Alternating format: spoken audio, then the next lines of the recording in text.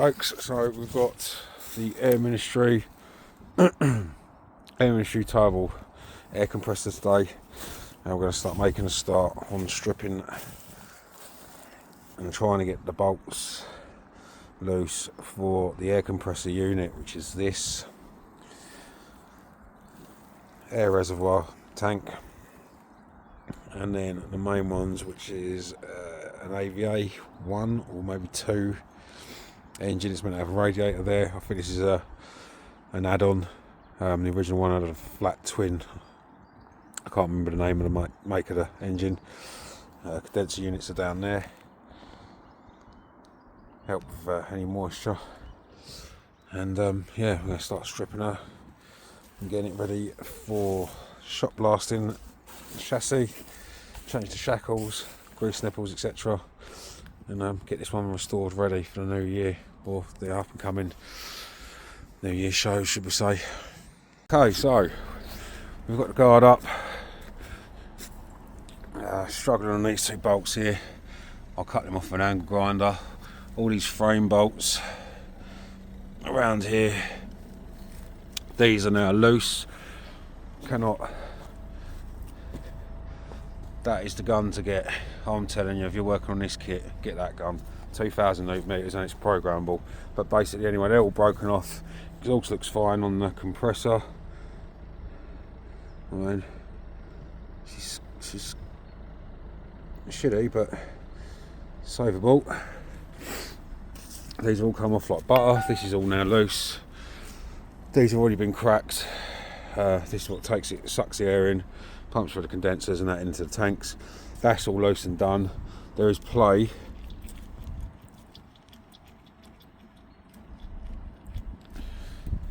at the crank. Just took the inspection cover off, and would you look at that? So it's moving. The pickups, oil pickups are there. They're still good. Crank looks absolutely immaculate. I will get this put back on. There's a tiny bit of rust in there, but I'm pretty sure that's not going to cause any issues. It's just the head that's got a bit stuck on the head a little bit.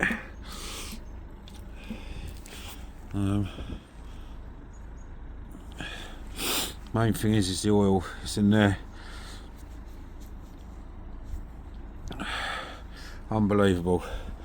Also got its original plates and tags and data tags. All Air Ministry. Some more there as well, and there's one that's meant to be there. You can see the two scrolls each side. That's where obviously another identification plate will go, but I can get one of them remade. But all in all, the air compressor is definitely savable.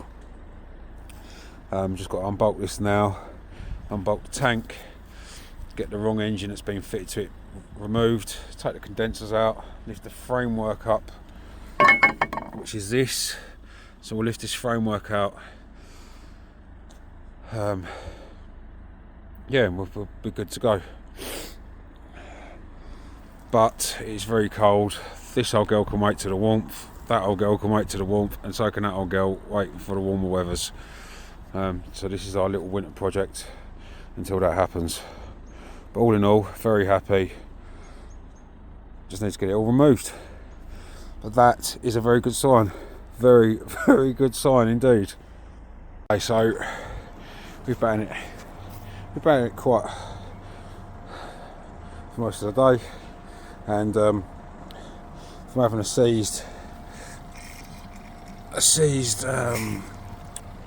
flywheel for compressor, as you can hear and see, it's turning by hand with no nasty noises.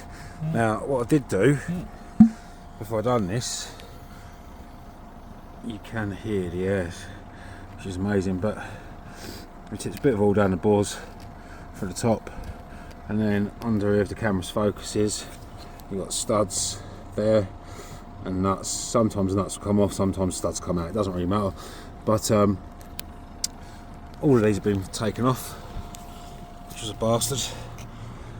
All done, including the airline hose reel. I then used front linkage bar off a Folsom as a crowbar and managed to get some turns on this. But now I've got it moving, the compression's started to build up, which is a good sign because it means the rings aren't seized. You can see in here it's pumping any water out that's in there through the head gasket. Clearance, which has not only helped me out massively now, one is pumping its own water out, and second of all, the pressure has clearly lifted the head off the cylinder, so it's going to be easy for removing. So yeah, productive day really.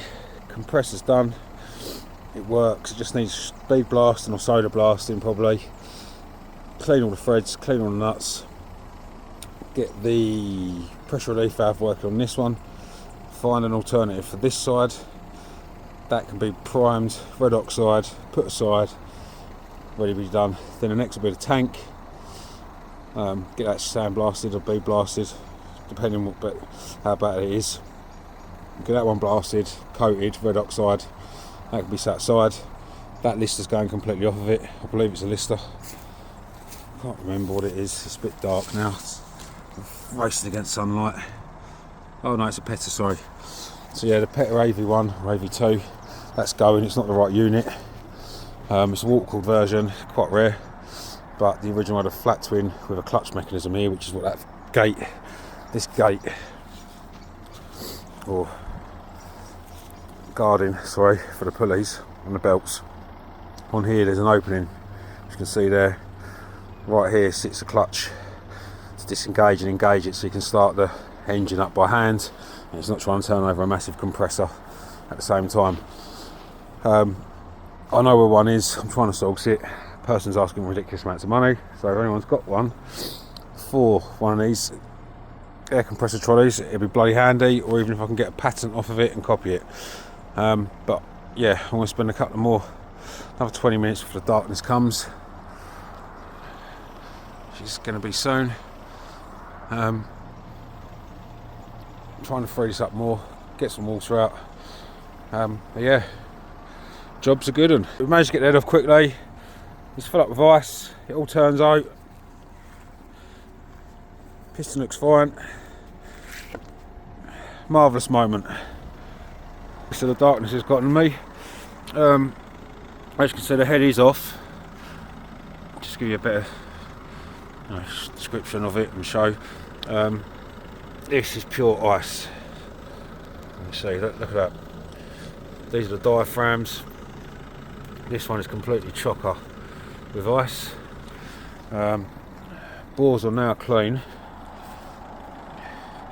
Can spin absolutely beautifully by hand. Again, sorry about the picture quality and the light. So all we're going to do now, if you're going to unfortunately leave these outside like we've got to this evening, I'm not going to take the cylinder head back today, so I'm going to leave it on site. What you need is a bit of blue roll. Place that on there. Some refined engine oil, preferably clean obviously. I need to get a tripod, I can't keep doing this one-handed. So yeah, some engine oil. Pour a little bit on the rag.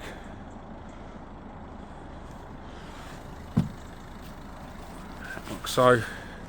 Then once the rag's soaked with it, just rub it around the liners like that.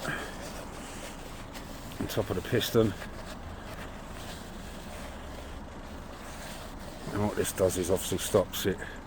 See that? It's all seeping through. All this does then is stops any rust getting in on the liners itself. Drop that one down. Bring that one up. Let's do the same again down in now.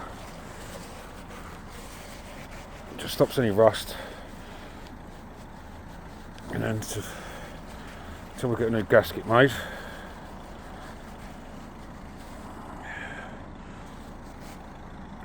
Just give that a slide now, it should come up lovely, that's it.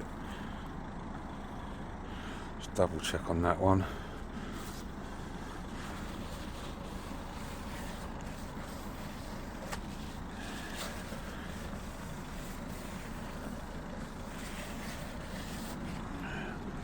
Is my four on there still? Let's have a look in the light. Yeah. It's good enough. Be good enough for today. So yeah, there we are.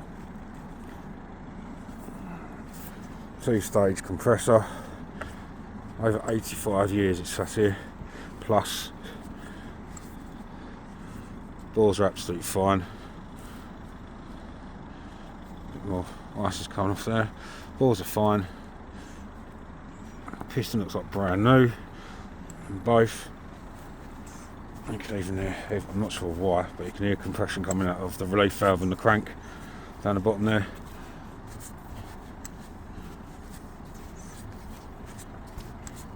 But yeah, brilliant. So, what I do now, I'm going to use that plastic bag, put that on top of the head. Or cylinder block, sorry. So put the plastic bag over the cylinder block, then I'll put the head back on top. Obviously the plastic will stop any of that water pouring out into the bore, and obviously there's still some studs that haven't come out, so they'll be used as like locating dowels or pins, and obviously that'll seal it until I'm ready to get back down here during the week to take it all apart, take it away, get some gaskets. And then at least we know we can strip the engine, so the actual compressor unit itself can be taken off the trolley. That needs to go and get sent off now for bead blasting, and then all that needs is basically red oxide, good coat of a good high quality red oxide, which I'll show you doing. Clean the brass badges up, relief valves, oil level for the crank down there, and that's good enough to go. We'll paint the base of it in the original colour it's going to go, which is the RF blue grey. So the base will be painted in that colour, the rest will be left in red oxide. It'll be the same for the air tank or the air reservoir, and then depending on what engine I'm going to put back in this, which I've got 2 originals to go on this, so it'll be one of them.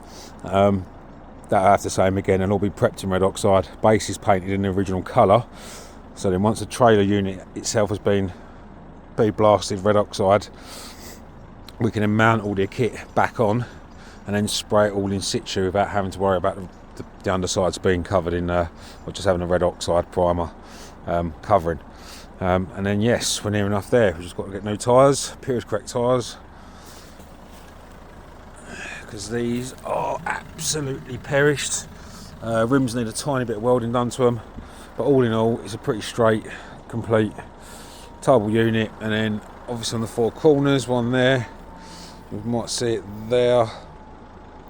You had like a square frame that comes up, goes along the top, and then drops down the other side. And obviously that's symmetrical, so it goes up and across to the other side.